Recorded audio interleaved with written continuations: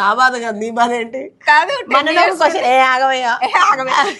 years నుండి నాకు director అన్నమాట. మేమిద్దరం 10 years నుండి వర్క్ చేస్తున్నాం. అయితే ఈ 10 సంవత్సరాల్లో చెప్పు చాలా ప్రాబ్లమ్స్ ఉన్నాయి.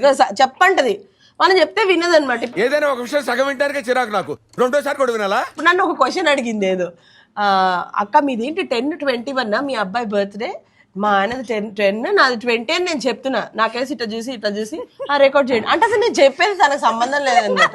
బోడీ నువ్వు చెప్తే ఏంటో అన్నట్టే వినింది. సరే అయితే అక్క రికార్డ్ చేస్తాం కదా ఇప్పుడు, దాంట్లో ఇంట్రొడక్షన్స్ ఎండింగ్స్ ఎలా చెప్తుంది తెలుసా? అంటే కొన్నిసార్లు బ్రాండింగ్స్ వస్తాయి అనమాట, కొన్నిసార్లు బ్రాండింగ్స్ ఉంటే కొత్త విషయం యాడ్ అవుతుంది తను రెగ్యులర్వి కాకుండా. అవి వచ్చినప్పుడు మాత్రం తను ఇట్లా ఏదో ముక్కు దగ్గర పెట్టుకుని చీదేసినట్టు చెప్తుంది. ఫర్ ఎగ్జాంపుల్ అలాగే ఎగ్జామ్ లో ఇప్పుడు ఆల్రెడీ ఇందాక ఆల్రెడీ మాట్లాడుతుంటే మధ్యలో కట్ చేసింది మీకు, అందుకే ఇప్పుడు ఒక చిన్న గ్యాప్ వచ్చింది.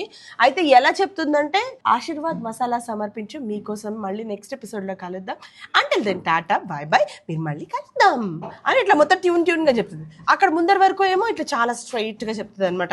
ఇవాళ మనం ఏం తయారు చేసుకోబోతున్నాం అంటే, మనకు ఎంతో ఇష్టమైన పన్నీర్ బటర్ మసాలా రోగన్ జోష్ చేసుకుంటున్నాం అని చెప్తుంది. అదే తన కంఫర్ట్ జోన్కి వచ్చేసి కదా. ఇప్పుడు మనం తీసుకుందాం, ఇప్పుడు ఒక చిన్న బ్రేక్ తీసుకుందాము, మళ్ళీ తిరిగి స్వాగతం ఇలా చెప్తుంది. ఒక్కొక్కరికి ఒక్కొక్క స్టైల్ ఉంటుంది, అందరిలాగా నేను చెప్తాను. వాల్యూమ్స్ టోన్స్ కూడా మొత్తం ఇట్లా మ్యూజికల్ అయిపోతుంది, అక్కడ మలయాళీ అయిపోతుంది కాసేపు అన్నమాట. స్వాతికి నా యాంకరింగ్ అలా అనిపిస్తుంది, మీకేమనిపిస్తుందో ప్లీజ్ చెప్పండి, అది స్వాతికి చూపిస్తాను. యా బెటరా ప్లీజ్.